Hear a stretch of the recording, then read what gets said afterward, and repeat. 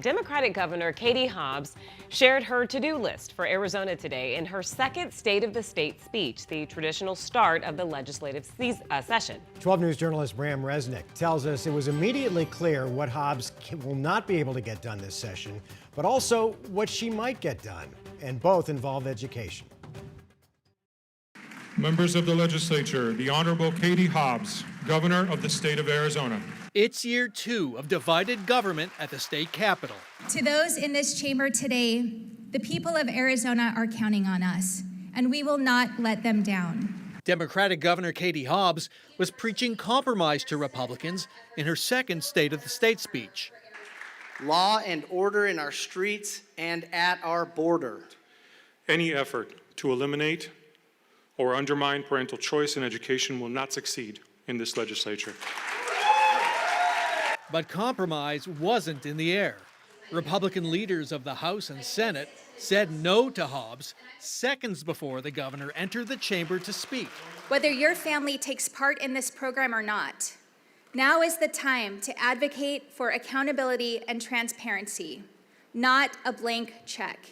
Hobbs has warned that spending is out of control in the fast-growing school voucher program that pays for private schools with taxpayer dollars. Governor Hobbs wants to roll back the freedoms that our children have with an empowerment scholarship. No thanks, Governor Hobbs. Right. This empowerment scholarship rally before the speech also sent a message.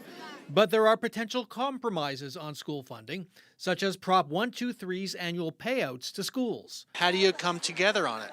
Well, it sounds like we already have agreement that it should be renewed. Late last year, Republicans proposed renewing Prop 123 this year in order to give teachers pay raises. The initiative, approved by voters in 2016, provides $300 million a year to schools. I think that we can get to the point where Prop 123 can be reformed, can provide money in an appropriate way to help our kids. If there is an agreement, Prop 123 would have to be referred to voters in November for their approval. And here's a checklist of other Hobbs priorities for the year ahead. Toughening state regulations on sober living homes and long-term care facilities, providing new water sources for communities that don't have an assured water supply, and repealing the state's 160-year-old near-total ban on abortion. The biggest compromise, though, will be on the state budget. There's a roughly $800 million deficit and counting. That's going to be a tough one. Yeah. All right. When it comes to getting along and coming up with compromises, that seems a long way off. It does, and the vibe in that room today was very, very strange.